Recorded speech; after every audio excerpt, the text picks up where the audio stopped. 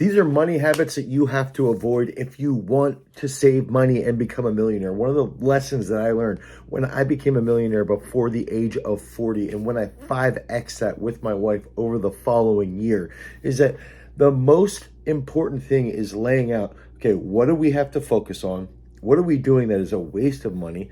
What do we need? What do we not need? And then how can we actually optimize things so that we can be as successful as possible? And that first easy thing is that we never, ever buy expensive clothing. And that's a very fortunate aspect for myself. It's a very fortunate aspect for my wife, is that very consistently, we have recognized that money can be spent very quickly when you're buying high-end clothing all of the time. And one of the things that I like to think about is that if I'm laying out, let's say in a month, I've got 30 days, right? If I'm looking at that, let's just say I can select 20 to 25 t-shirts, okay? 20 different sweatshirts. This is an ungodly amount of clothing. And what you can do is actually sit back and say, okay, what do I actually have to be wearing? Okay, do I really need more than 2 to 3 pairs of jeans? Do I really need more than 3 to 4 pairs of shorts? Do I really need more than 15 pairs of underwear, right? And I know this sounds insane, but you can actually lay this out in a processional manner and then look at that and say, okay, this is what I need. This is my budget for the entire year devoted to clothing, and that's all I can have in my closet or in my bureau, wherever that might be. And then that's how I'm going to actually, over a long period of time, save money. It sounds insane, but very frequently, I will talk to people who will say, well, you know, I bought this jacket for X amount of dollars, and a very expensive jacket, $500. Well, I bought these shoes for $200, and I've got 6 of them. That's $1,200. Okay, I bought this sweatshirt for $150. They have 3 of them. This adds up really, really quickly. And if we just take that step back and recognize there's a bare bones amount of clothing that you truly actually need, and then you can come one step further and say, okay, based off the bare bones, I can actually get away with having, you know, a couple different nice t-shirts or a couple different nice, let's say long sleeve shirts that I might need to wear to a nice wedding or anything along those lines. But in all reality, we don't need to be buying $50 to $150 sweatshirts time and time again. Okay. And the other factor here is that I will even look at what am I going to be wearing on a consistent basis? And then that's got to be the priority for 1 to 3 years. So trying to save money off of clothing is very, very easy to do, because a lot of times people look at clothing as a trending aspect, okay? And they also purchase clothing in these one-off scenarios where they see something or they want something and they immediately feel that they have to have it. So that's a huge component. Now, the second big factor is that when we're looking at something like a vehicle, okay, it's easy to justify internally, and this goes along the lines with clothing, is that it's easy to justify that if we need something, we have to spend money on it. And we have to spend money on something that we need, and then we start to justify it further and further that now it's something that I have to have this nice thing. This is a trap that I personally fell into, and as I'm reviewing this, I'm actually considering buying a new vehicle or a used vehicle. I'm not really sure what I'm going to be doing yet, but I've actually gone through, and at an early point in my life when I didn't have money, I would buy a car for $2,000 and I would just drive that into the ground. Okay, and I would do that consistently, and it would save a ton of money for me long term. Then around 2015, I purchased a car that maybe I should not have purchased. It was borderline a bad decision. And I promised myself I would drive this car until I had 200,000 miles on it. And right now, I'm still driving this car 10 years later, and we're around 193,000 miles. Now, I took that borderline decision, okay, that could have been a bad decision, and now expanded it over a 10-year time frame and decided, based off of this, I don't want to purchase another vehicle until I absolutely have to. Okay, and we did the same thing with my wife, is that my wife has been driving the exact same car since 2016. So each of us have been driving the same car for 9 years or 10 years. We each have almost 200,000 miles on our vehicle. We have 4 children, okay? And in so doing, the only big expenses that we have had is I've had one issue with my vehicle that I had to spend about $4,000 on. The rest of the time, it was just simple maintenance costs. Now, had I purchased a car or a vehicle that was a luxury vehicle or a high-end car, same with my wife, she drives a Dodge Caravan. Had we purchased, a Mercedes Metris, that would have been, let's say, another $30,000 in cost, and then we would drive it for, let's say, 100,000 miles, we could have then led to even more expenses. So an extra cost up front and then long-term possibly higher cost to repair the vehicle. If we can recognize, just like with clothing, that vehicles are a necessity, but that doesn't mean it's a justification for high-end purchases. Okay, so the big aspect here to focus on is to purchase what you need. Okay, now if you're making enough money that what you need and what you want can sort of blend together, that's okay. But oftentimes what I've been exposed to and what I made my mistakes with is that when I didn't have a lot of money, I would try to purchase things almost to make myself feel better for those dopamine hits. And we've got to be aware of that actually is real and that can happen. And in turn, that can lead to holding us back over a long period of time. Okay. And this is sort of related to the third big aspect, which I think each thing sort of compounds on the other. And this is going to be something where a lot of people say, well, you can't save that much money. But this is based around eating out frequently. Okay. Growing up, my family did not have money. Okay. My mom worked 3 jobs. My dad worked 2 jobs. And we would get pizza every Friday. That was like the big celebratory aspect, was we were going to get pizza. We would go out to eat like once a month. And that was this big, huge event. Okay. And for me personally, I love to go out to eat. I love the act of going out to eat. I love the time with the family. And so that's an important aspect. We've got to recognize that when you're choosing to go out to eat, it can be a very ritualistic, celebratory experience. And I think that's a very important thing, just like having a nice car, just like having nice clothing. However, one of the biggest issues that I see that I had made was that when I was not making a lot of money, I actually started to eat out a little bit more. I would get a little bit lazy. I would want to go to Chipotle more frequently. I would want to go to the local market and buy something more frequently.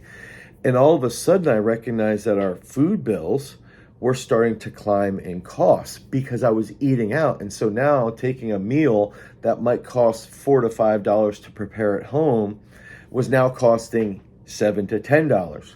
Okay. And then on top of that, it was increasing in frequency because it's easy. It's simple. You can justify it like, oh, well, at the time and all these things. So now I would get somebody, I would go out to eat with somebody, and then it would be fun. But then 3, 4, 5 days a week, I was eating out. Okay. Now let's just cut it back. Let's cut it back to once or twice a week.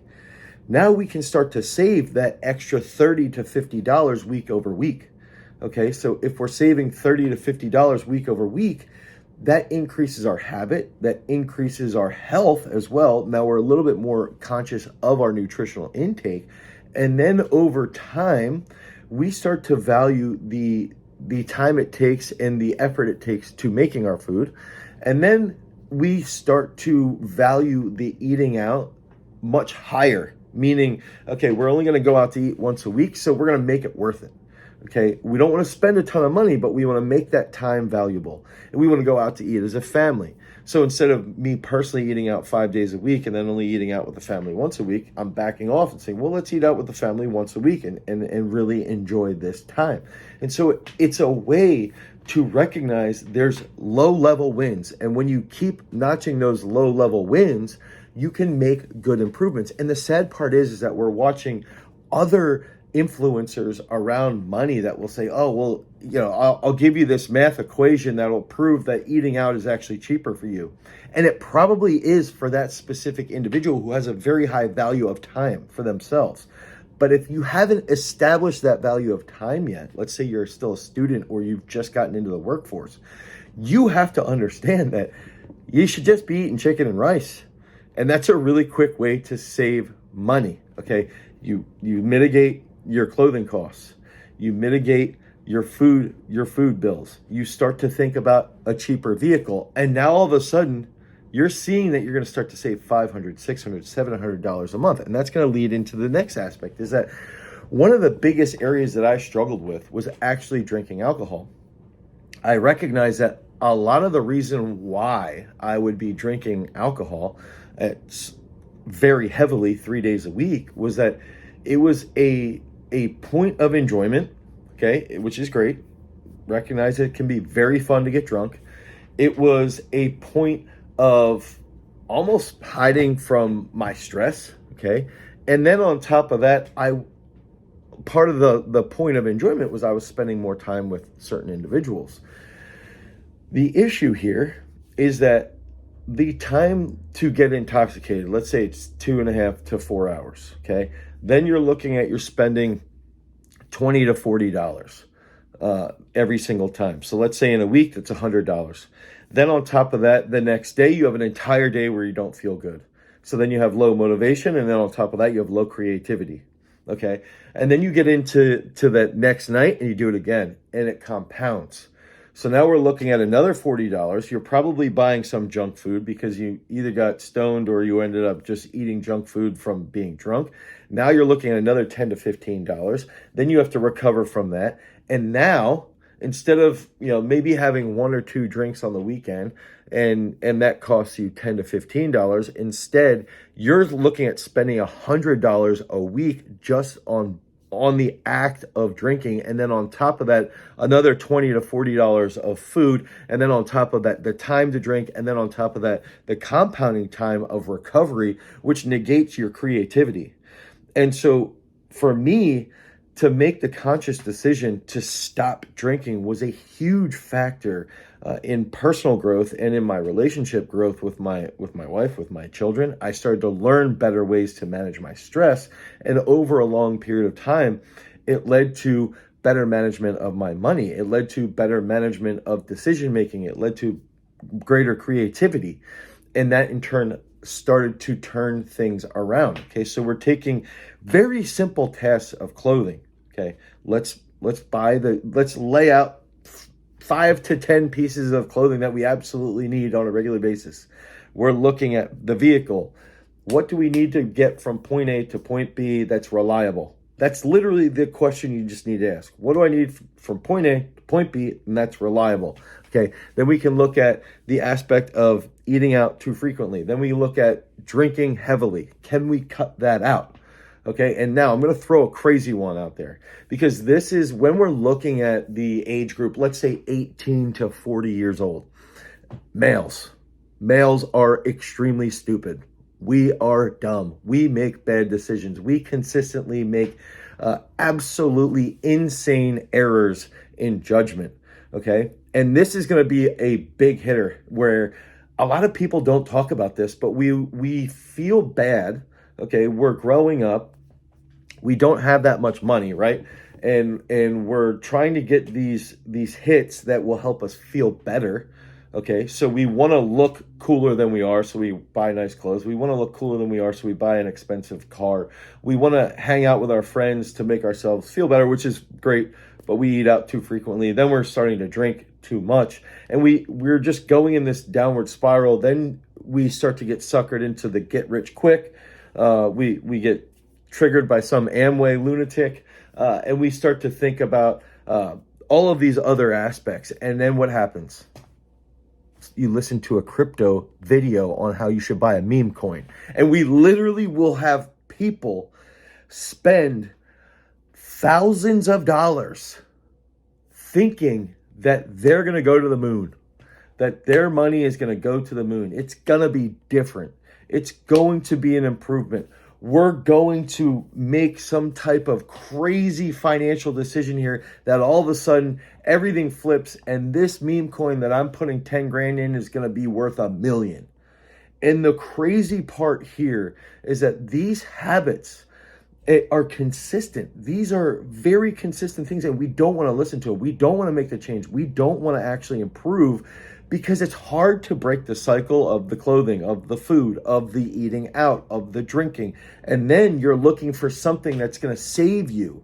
You want to save yourself, and you think that the unhappiness is buying this potential meme coin, and that's going to save everything long term. And what ends up happening is you waste the money, you put it out there, 6 months goes by, 8 months goes by, 12 months goes by, and it keeps dwindling away over and over again. And then you're stuck. And what do you do to make yourself feel better? You buy a nice shirt on a credit card. You go out to eat with your friends. You drink because you want to drink your sorrows away because you just wasted your money on a meme coin, because you're having anxiety and you're having panic attacks. And I know this life quite well. I can relate to it very, very clearly. And so once we stop doing these simple tasks, we can save money one step at a time. Okay? Take one step and minimize how much you're going to buy per year with your clothing. Look at it from the big picture. Okay, break it down and say, okay, I give myself $100 a month. And then you look at it throughout the year, $1,200 a year on clothes. Can you get away with that? Probably. You could probably even play the game and cut it a little more. And then do the same thing for each one of those. How much food will I need per week for my family, per month? And then break that down throughout the year. And then track that on a monthly basis. Okay, then you do the same thing with drinking. Okay, I'm going to give myself one time a month that I give myself to be intoxicated. That's it. And I guarantee you the next thing that you're going to be doing is you're not going to be drinking at all. Okay, then we can go back to how many times a week do we need to eat out? Okay, establish the weekly, the monthly, then the yearly budget, and track that monthly based off of where you're at for the year. And then don't ever, in your mind, buy a meme coin, because it's going to be the biggest mistake of your entire life. You could take that 10 grand, you could put it into an ETF, you could put it into something very simple that will grow over a long period of time. Even when there's a stock market crash, you're going to have some success on the back end. It might be a year later, it might be a year and a half later when we get out of the stock market crash, but you will have growth from it. The meme coin will disappear and it won't happen anymore. So hopefully you can use these 5 tips. You can break these bad habits. You can flip it, start to save that money, and start to improve your financial well-being. Peace.